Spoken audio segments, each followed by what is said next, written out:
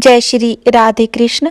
महाभारत की शुरुआत युद्ध से ही नहीं होती, महाभारत की शुरुआत विचार से होती है।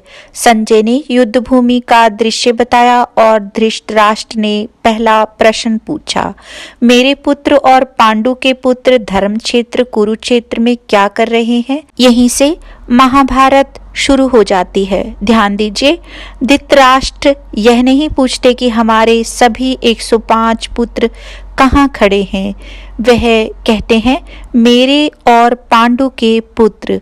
यहाँ मैं और तुम खड़ा हो जाता है, यहीं मेरा और तेरा जन्म लेता है और यहीं से युद्ध हो जाता है।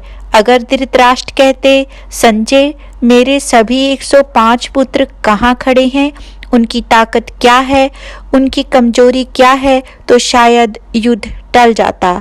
लेकिन नहीं, जब हम किसी को मेरा और किसी को दूसरा बना देते हैं तो फिर महाभारत निश्चित हो जाती है। घर में हम कहते हैं यह मेरा बेटा है, यह बहू मेरी नहीं है। पति पत्नी में तुम मेरे हो या मेरे खिलाफ। ऑफिस में ये मेरी टीम है, वो दूसरी टीम है। संख्या में ये मेरे लोग हैं, ये बाहर के लोग हैं।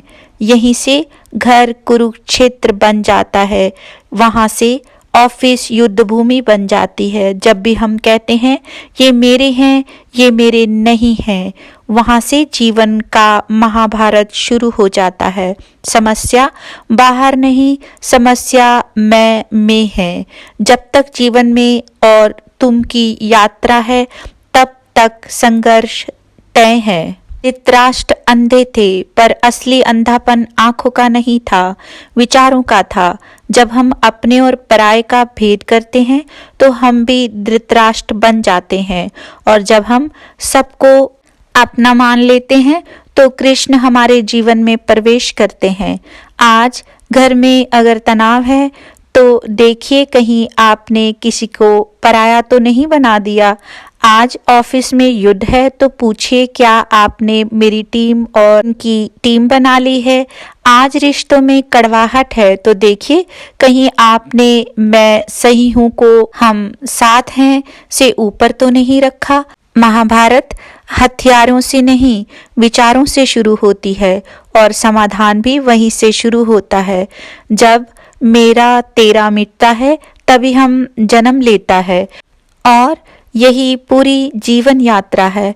मैं से हम की यात्रा, यही गीता का संदेश है, यह जीवन का समाधान है। स्वास्थ्य और प्रसन्न रहिए। जय हो, मंगलमय हो।